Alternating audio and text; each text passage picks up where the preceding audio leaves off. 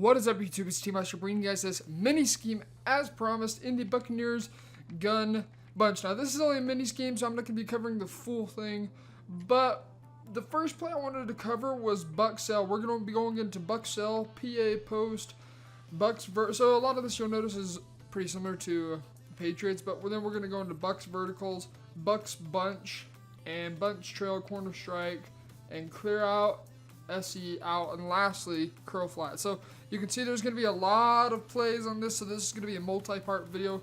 Today, of course, we're starting in Bucs sell. First off, I want to show you guys, for you guys that play MUT, this is a very easy way to set up a cover 3 beater. Unfortunately, the way that practice mode works, you can't set it up the same. But for you guys that play MUT, what you're going to do is you're going to put B on a post or a deep crosser. Now that is, you can do that either for the post, you can have either elite route runner or deep route runner, but in order to have the deep crosser, you're going to need deep route runner chemistry on your player. Now for you guys that play MUT, the simple setup for this is you're going to drag Ridley. Now this is all based on the user. Now if they play underneath, it can be pretty tricky because if they have a really good user, they're going to be able to take away this play pretty darn easily. So lastly, you're going to want to block your running back. Now, this is just simply to give us more time as well. Now, in this particular play, you can also do a couple different things. First off, I'll show you guys this very simple drag concept. A lot of times what we'll do is we'll motion this guy out. And that's the reason for that is to give us the same exact look every single time. There's going to be a couple other plays as well where we're going to be motioning out, such as Bucs vertical. So by doing the same thing, it's constantly making your opponent having to think of multiple different plays that could potentially be happening. Now, another way that I like to set this up is I'm going to go max protect. And that's LB up on the right stick. And then B, I'm going to put on a hitch instead of a drag. Now, instead of a drag, you could put them on a slant as well. You could put them on an in route. Literally anything that's going the opposite direction that post route is going is what we want to do. Now, the key behind this, it's going to be difficult in MUT because you have MUT Master Ryan Chazier, which can get, I think, 99 speed by now, so you can keep up with any receiver. But in regs, the key to this is to force the user to come down to guard that drag quickly, which then allows that post route to get past him and wide open on the sideline as well. So we'll do this one last time. This time we're going to do a little slant route. Again, we're just trying to present the same exact look every single time to make sure our opponent's staying off guard. So motion them out as always, snap the ball. Now you can see right there, if they shade over the top again, that curl flat's going to drop back. If they leave it stock, that curl flat's going to drop down to the flat instead. So it's a very simple concept behind it. It's just a matter of making the correct reads. Same thing, slant, in route, drag, all the same thing. You can fit a low ball in there fairly well. And you can see the outside third. I'm going to go into instant replay real fast and show you guys what's going on with this outside third. We've got this outside third right here that's going to be actually kind of matching up with Julio Jones. Now, the way they have it programmed, it's kind of broken, to be honest. But this is how you can take advantage of it in MUT. So we're going to go ahead and fast forward. You can see that post route is now pulling that middle third with it. Now, let's say you were to have Calvin Ridley. I don't know why you would, but if you were to have Calvin Ridley with a deep route runner, I don't think he can get it. If you were to have whoever right here on a post route, he's going to get past this middle third, and it's going to be wide open on this side of the field. Now, again, this only applies to you guys that play MUT. For you guys that play regs, you're going to have to stick to something a little more basic, such as a slant or a drag route coming across the middle of the field. But you can see right there, we've got that outside third pulling with that post, which you can see it's good that if you had another post route going to that side, it'd be wide open pretty much for a touchdown. So the whole name of the game right here is kind of creating a high-low read, looking at how the user works. If you're playing regs, it's going to be a very hard play to stop because you lack speed. But this is kind of how I'd set up Bucs bunch against a cover 3. Now cover 2 is going to be a little different. It can be a little more tricky. Right here on the Tampa 2, what I like to do instead, I'm going to go ahead max protect. I'm going to put B on a hitch. Now the reason I like to have B on a hitch is because I can use him as a playmaker. There's also another setup that you can do as well. You can put A on a zig route instead. So it'd be something like this. And then you could put B on a slant, a drag, whatever. The only reason that we have him on, have our tight end on a zig route is simply because it gets open very frequently, especially if they decide to double flat. They take away that little post route, they double flat the middle of the field. You're gonna have A, as soon as he breaks back to the outside, wide open. That's the best time to throw it. So this is against the cover 2. Again, we're gonna go ahead, drag B, motion him out, snap the ball. You can see A is gonna be open. And if you get enough time, that post route's going to be open as well, because that zig route's gonna pull that cloud flat down. This little vertical, this little baby wheel route's gonna pull that deep half up, which allows the post route to get out. Now, for the second one, this is probably my favorite way to run this, is I'm gonna go max protect. I'm gonna put B on a hitch instead. So that's Y, B, right trigger. Now for all these route combinations, you put them on the slant. It's Y, B, left on the right stick. Y, B, down the right stick is a drag.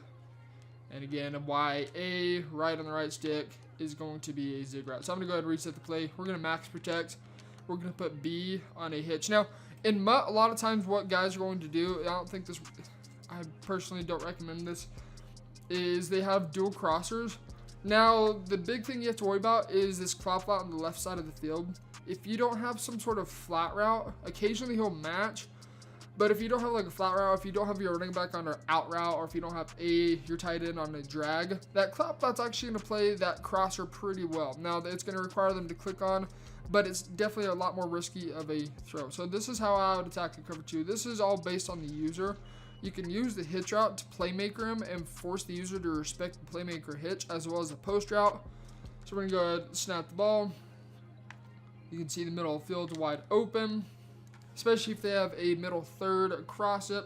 Now, one thing I was talking about earlier is we've got to worry about that cloud flat playing it. So we're gonna go max protect. Here's one thing you can do. Now the tricky part here is if you're going to do this kind of setup, what's going to happen is that out route will sometimes get playmakered instead of the hitch. So that's kind of an issue we're going to run into this. So instead of doing that, what I usually like to do is use that playmaker hitch to pull that cloud flat down. So I'll show you guys what I'm talking about. So we're going to go ahead and snap the ball. You can see the cloud's going to pull up, so we're going to want to pull it down. Dot. Very, very, very easy. Now, if they play hard flats, you don't have to worry about using that playmaker to get that post route open. Instead, use the playmaker to playmaker him in any direction of where the open field is. Now, again, it all depends on the user. Now, if they man up a linebacker, the playmaker is going to beat a linebacker, simply because a wide receiver is faster than any linebacker in the game, unless you're in MUT, in which case it's significantly different. But for regs, 9 times out of 10, a wide receiver is going to break that man coverage. You just got to have time to do that. So this is a couple different ways that I'd run it. Now, against cover 4, it depends on what cover 4 they're coming out in. Palms and quarters is going to box this up pretty good. A drop show 2, for example, is not going to do so well against it. The way that we're going to attack this is similar to either a cover 3 or cover 2. We're wanting to create a high-low read. That's the best way to attack a cover 4, is creating a high-low and then reading on how these two hook girls, these two middle linebackers, how they play. If they play underneath, you can highball the post route. If they play over the top, then you can take your drag. So same setup. We're going to drag B. You can slant him. For a cover 2 in specific, I like to drag instead to really create a better high-low. And then, as always, we're going to motion him out. Now, don't forget to block your running back now as well. Motion him out. The quarter flat drops late, which realistically, if you have a faster tight end, he's going to get open for about a gain of 3-4 yards maybe. Now, if you would put him on a zig route, again, I don't know how well a quarter flat plays a zig route, but it should just drop down to the flats. That's kind of its assignment. But you can see zig routes by far I like a lot better than a flat route. No, a flat route's good if they press, because it doesn't get pressed. It just goes straight out to the flats. A zig route's better because it gives any kind of flat to the outside, if it's shaded over the top, time for them to drop back. Now, if it's shaded underneath, they'll immediately come down and play that. But it's very, very, very easy. So we're gonna go ahead and set it up again. As always, motion this guy out. This is just giving it the same look over and over again. You can see the hook curls played over the top, so we're gonna take underneath. If they play underneath, we're gonna take it over the top. It's that easy. It's just a high-low read is how you attack the cover 2. what's so great about this post route is it's not deep enough for the inside quarters to play it, but it's not shallow enough to where if they shade underneath, the hook curls will play it. Now you got to be respectful to the user. The user can play anything. Now if they're D-line users, you're going to be able to get this open a lot more. So we're going to go ahead, set it up one more time. We're going to go ahead and zig this guy. Let's just assume they're playing, if they're to play underneath right here, you're going to have the post route over the top, but you can see right there, it's covered because the hook curls are automatically designed to drop 10 to 15 yards back. That's their assignment. Now if they're to shade underneath, they would take away the drag route, and then in turn you could take the post route. So this is for cover four quarters. I'll show you guys what's going to happen against cover four quarters. This can be really tough, especially in MUT, simply because everybody pretty much has a 99 overall team at this point of the year, and so it can be very difficult to get any kind of space between a wide receiver and the corner. But this is kind of how I would attack it. So it's the same thing as a cover four drop.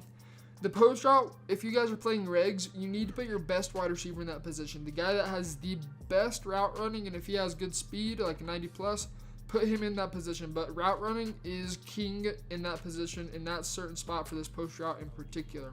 I'll show you guys what happens in a cover four quarters. The post route's going to get matched, and as you can see, that plays it very, very well. Now, so again, if somebody plays a cover four quarters against you, it's going to get pretty well boxed up. So if they're running quarters, I'd suggest not doing this play, but again, you have your zig route, but if they shade underneath, it's going to be taken away. Now, one thing to pay close attention to is if they play the sticks on defense, it then changes into a cover four drop. It's no longer any kind of match principle behind it. It's just simply zone coverage. Now, a way that you could kind of expose this in MUT, and I pray they get rid of these chemistries, it broke all the zones, is the same way in a cover three. Now, what's tricky here is you have to worry about the inside quarter. Now, if you're in a motion out, your running back can put him on a streak. The outside quarter would stay with him. The inside quarter would stay. The post route would then get picked up by the right of screen inside quarter instead. So that's kind of where it can get a little tricky.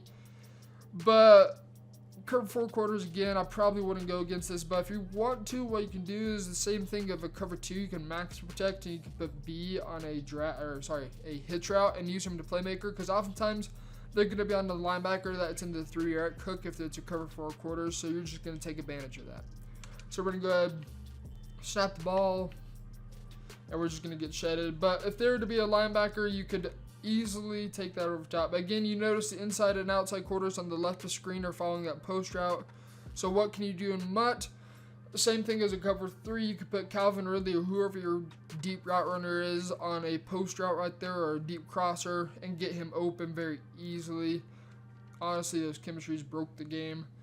But this is just a very simple way that I'd attack all sorts of coverages. Again, let me emphasize, cover four quarters, cover four palms. This is not a good play to go against, because if they have top tier corners, they're going to box up that post route. That post route and your drag route are your go-to plays. Now, the zig route is if they don't shade underneath. If they shade underneath, then it's going to be your post route 9 times out of 10, or your drag route, depending on how the user plays it. So that's going to take care of this first part of this little offensive mini scheme in gun bunch. Bucs sell, Pat sell. It's all ran the exact same. So if you guys have any questions, or if you want me to continue this, be sure to drop a like on this video, and I'll be sure to continue to post the rest of this mini scheme. And as always, get in the lab. This has been T-Meister. See ya.